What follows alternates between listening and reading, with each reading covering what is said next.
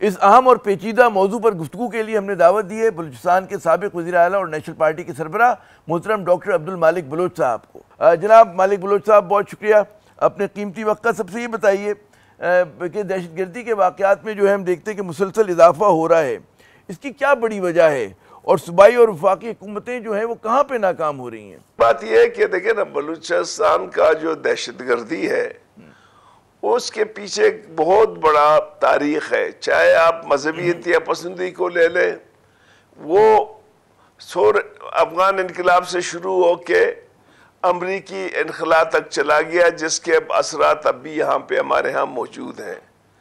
दूसरी बलूच इंसर्जेंसी है, नवाब अकबर खान शहीद होने के बाद उसमें जोर आया है और वो अभी तक रोज बरोज बढ़ रहा है, घट नहीं रहा है।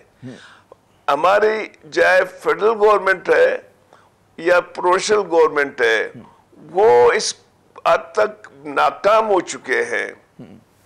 खास तौर पर अगर मैं बलूचिस्तान की बात करूं, बलूचिस्तान के तमाम इंस्टीट्यूशन ब्रेकडाउन की शिकार है। कोई भी इंस्टीट्यूशन अपने हवाले से काम नहीं कर रहा है और यहाँ पे सबसे बड़ा मसला है वो है अवाम की हक़ हाकिमियत।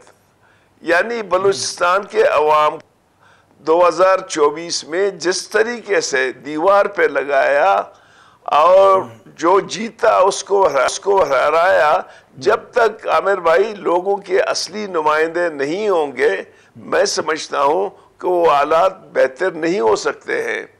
अब अगर आप देख लेते हैं कि दहशतगर्दी जो है ना रोज ब रोज बढ़ रही है, इनसे कंट्रोल नहीं हो रही है, ये एक सियासी मसला है। बलूच इंसर्जेंसी, उसको सियासी तौर पर अगर आप डील करेंगे तो कुछ होगा।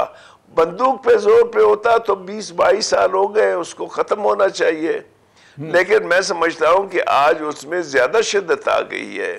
तो जरूरत इस अमर की है कि बलूचिस्तान को इस्लामाबाद ओन करें, बलूचिस्तान की राय का एहतराम करें और बलूचिस्तान के साइल और वसाइल उसके हवाले करें, ताकि बलूचिस्तान के लोग इंसानों की तरह, बाकी इंसानों की तरह अपनी जिंदगी गुजार सके। अच्छा। लेकिन यहाँ पे हमारे पास, हमारी कंट्रोल में कुछ भी नहीं है। ना हमारी पार्लियामेंट है, पार्लियामेंट एक ढांचा है जिसमें रूह नहीं है।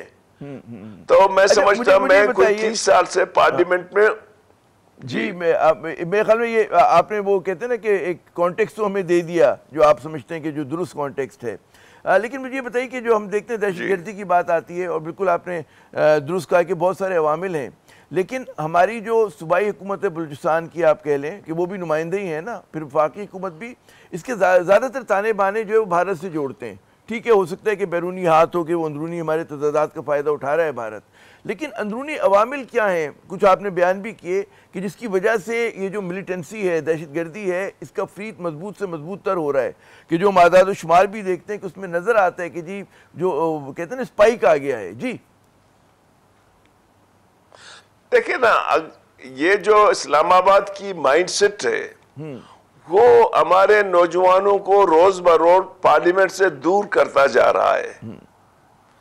वो ये समझते हैं कि जमहूरियत में, पाकिस्तान में जमहूरियत नहीं है, पाकिस्तान में जमहूरियत नहीं होगी, हम क्यों अपने आप को इस अजाब में डाल दें। तो वो आस्ता आस्ता, चाहे बलोचे चाहे पख्तून है, वो मिलिटेंसी की तरह जा रहे हैं। इसका हल यही है कि आप अवाम की राय का एहतराम करें, बलूचिस्तान के जो भी साइल है, वसाइल है, वो यहाँ की हुकूमत के हवाले करें। अभी तो इस दफा इलेक्शन तो नहीं हुआ था जिया भाई, यहाँ तो एक्शन हुए हैं। जिसने जितना पैसा ज्यादा लगाया वो कामयाब हो गया। तो मैं समझता हूँ इस तरह से बलूचिस्तान में एक स्ट्रक्चरल डैमेज आ गया है। बलूचिस्तान के तमाम अदारे, ना पुलिस काम कर रहा है, ना ब्यूरोक्रेसी काम कर रहा है, ना पार्लियामेंट काम कर रहा है। बस रोज बरोज आप देखेंगे अगर यही हाल रहा, 2-3 महीने के बाद मजीद हालात खराब होंगे, जो मैं देख रहा हूँ। अच्छा, वो आपकी गुफ्तगू से तासुर मिलता है कि जी सिक्योरिटी फोर्सेस की कार्रवाई अपनी जगह, लेकिन सियासी हल पर जोर देना चाहिए। आपके लिए वो क्या इम्कानात, किस तरह से, क्या आपका प्रपोजल होगा कि जिस सियासी हल की तरफ जाएं? देखिए, हमने तो अपनी प्रपोजल आप लोग क्या किरदार अदा कर सकते हैं बेंगल की पार्टी? जी देखिए, हमने तो किरदार अदा किया उस वक्त जब मैं हुकूमत में था। मैं गया, मुज़ाकरात किया, 89% 70% मुज़ाकरात कामयाब भी हुए, लेकिन उन लोगों ने बैक किया। जब उन लोगों ने बैक किया, मैं तो निकल गया। तो मैं समझता हूं कि आपको बैकडोर चैनल पे बातचीत करनी चाहिए, यहाँ रिफॉर्म करनी चाहिए, नौजवानों को जो है ना ज़्यादा से ज़्यादा लोगों को जॉब देनी चाहिए, बलूचिस्तान के वसाइल को बलूचिस्तान पे खर्च करना चाहिए, फिर जाके आस्ता आस्ता, क्योंकि ये एक दिन का काम नहीं है, इसमें मल्टी डायमेंशन स्ट्रेटजी की ज़रूरत है। अब यहाँ पे सबसे बड़ा मसला लापता अफराद का है। रोज़ाना हमारे रोड्स बंद है, बॉर्डर का मसला है, रोज़ाना बॉर्डर के जितने बॉर्डर एरिया है वहाँ पे जो है ना वो बंद है।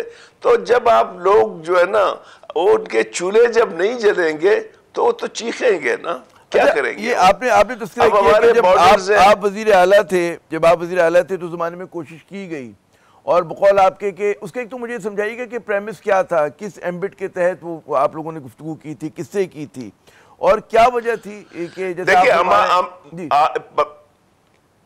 वहां पे इस्लामाबाद में ऑल पार्टीज एक कॉन्फ्रेंस हुई जिसमें पाकिस्तान की अस्करी क़यादत, पॉलिटिकल क़यादत सब मौजूद थे। उन लोगों ने मुझे इख्तियार दी कि आप जाके बात कर लें। तो हमने बातचीत शुरू की, 2 राउंड हमारे हुए। हमारी उनमें उनको ये था कि जी आप पाकिस्तान के सिक्योरिटी को चैलेंज नहीं करें, पाकिस्तान के आइन को माने।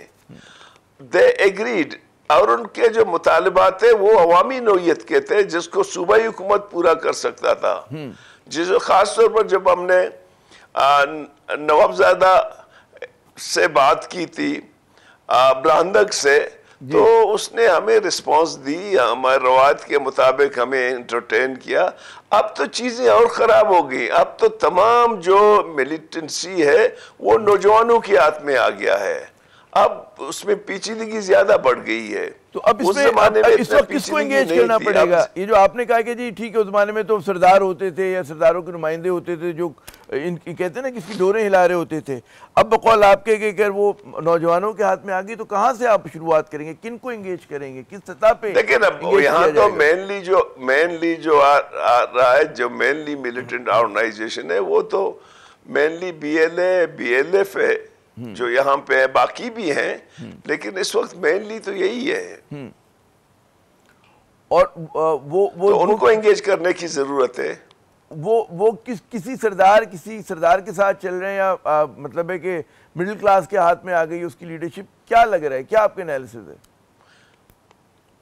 नहीं, मैं कहता हूँ इस वक्त तो बिल्कुल नौजवानों के हाथों में चले गए ना। जो BSO के नौजवान थे वो दोनों जो है ना BLF हो या BLA हो, ऑलमोस्टली कंट्रोल्ड बाय यंग, तो वो लोअर मिडिल क्लास के लोग हैं, BSO के पैदावार हैं।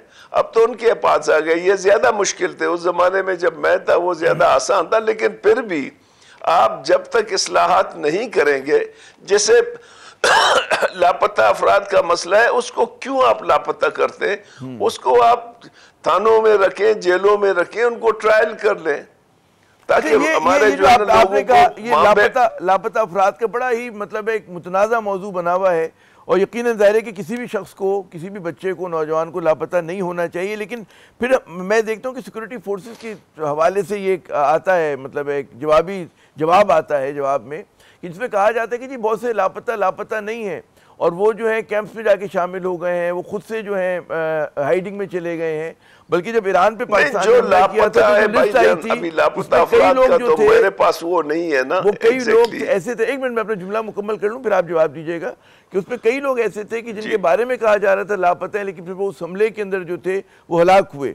तो ये भी एक हकीकत है कि इसको बहुत ज़्यादा प्ले अप नहीं किया जा रहा। यकीनन जो जेन्युइन लोग हैं चाहिए, वो बिल्कुल उसमें कोई दो राय नहीं है, लेकिन पाकिस्तान के खिलाफ प्रोपेगेंडे के तौर पे भी इस्तेमाल हो रहा है आपके ख्याल में ये चीज़?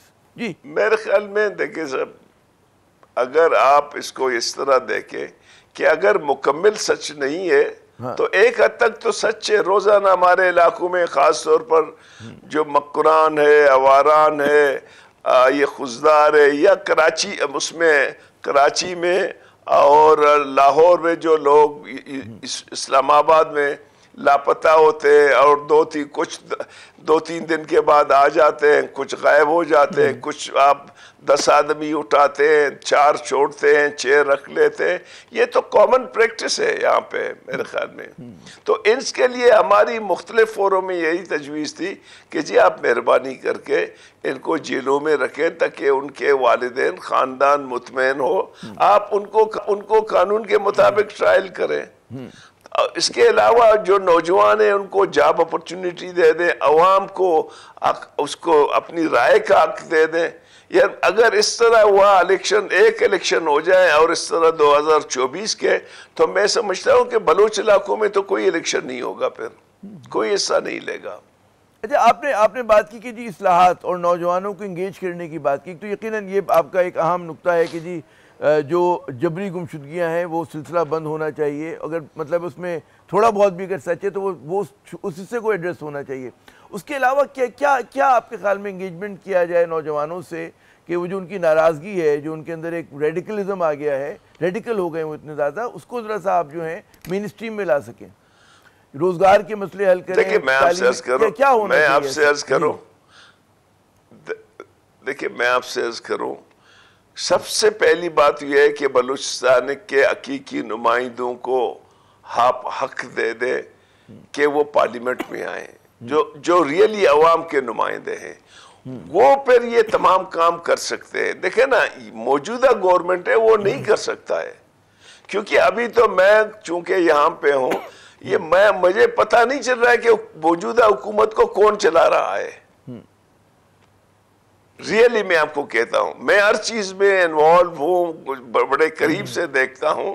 तो अभी तो पता नहीं इस्लामाबाद से चल रहा है, वजीर आला हाउस से चल रहा है, कहीं और से चल रहा है। नोबडी कैन एक्सप्लेन कि ये हुकूमत कौन चला रहा है। मालिक साहब, जरा मैं खता कलामी कर रहा हूँ, मुझे कान में कहा जा रहा है कि मैं मुख्तसर वक्फा लूँ, और जब हम नाज़रीन वक्फे के बाद आएंगे हम देखते हैं कि हमेशा हम बात करते मसाइल पे, कुछ मसाइल के हल की भी बात होगी, लेकिन वक्फे के बाद।